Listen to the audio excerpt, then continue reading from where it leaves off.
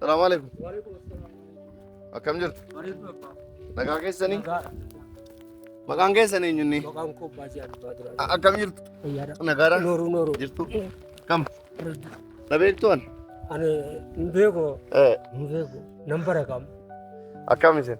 Abbaa Jihaadii maqaan keessan? Baasii Abbaa Duraa jedhama. Isin dhukkuba jechuun nagaa? Waggaa tokko fayyaa ciisatti ijoolleen na kaddamte achitti biddeen afaan na keessee boolii achumatti baasa malee ol ka'ee danda'e olii gadi ni jedhu. Ammas immoo yoon akkanaan siqee akkanaan taa'ee boolii baasuu malee danda'e boolii sin baasu. Boolii dugdaan ciistanii baasu? Boolii dugdaan ciisee baasu. Wallaahi? Wallaahi.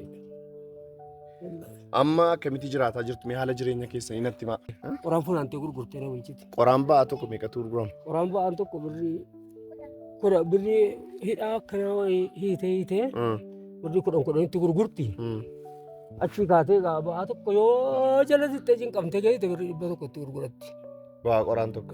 Amma qoraan coruu dhaqanii? Qoraan coruu dhaqxee baddaa jirti. Kan keessanii isin kun? Isin kooti. Tumees na bira taa'e. Yusra. Nagumaa? Umariin kee meeqa? Barumsatti galteettaa? Kutaa meeqa baratte? Duraanis maal hojjetanii maatii keessan bulchitu? An duraan nan fayyaa qabu. Nan fayyaa qabu. Namni qotaa nan aramaa biyyatti. Nan biyya jiraadhee fayyaa qabu. Ergan fayyaa dhabee dhiisee ergan fayyaa dhabee qotee aramataa hin jirre. Anoo dhaabbataan jiru, kassabataan jiru, qotataan jiru, aramataan jiru maal hojjaadhaaf baala garii taa'ee nama qotee nama arame nama hojii hojjetetu jiraata. Maaliifan taa'ee ilmoo koo rakkisa kiraa hojjettee uma argee xaphaatee jiraattu qotamatti. Amma maal hojjechuu barbaaddu? Amma hojiin isinii argame isinii birrii argattanii? Utuun birrii argadde maatii kan koo kana bulchee ofuma bulchee. Maal fa'ii hojjechuu dandeessu?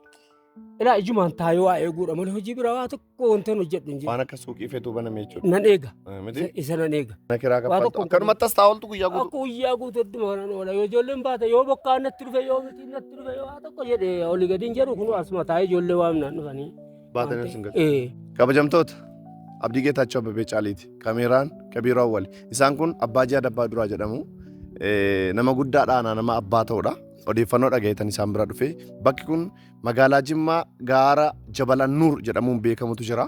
Gaara sana jala jiru nama baadiyyaati. Baadiyyaadhaas galanii muka irratti kufee abbaa ijoollee shaniiti mudhiidhaa gad hin socho'u lafarra siqanii deemu mana fincaaniillee dugdaan ciisaniiti kan boolii baasanu. Yeroo ammaa kana rakkoo guddaa keessatti argamu waan ta'eef odeeffannoo nagaqqabnaan dhufe namoonni viidiyoo kan laaltanii abbaa keenya kana deeggarree maatii isaanii kana waan isaan ittiin bulfatan suuqis xiqqoollee taatu akka bannuuf amaanaa isiniin jechuun barbaada. Raamadaanis as deemaa jira. Isaan immoo musliimaa ijoollee isaanii waliin rakkoo keessa jiru. Haadha manaa isaaniitu qoraan baattee gurgurtii guyyaatti isaan namirraa bitu yoo argame qarshii 100tti gurgurteetti kan isin ooltu.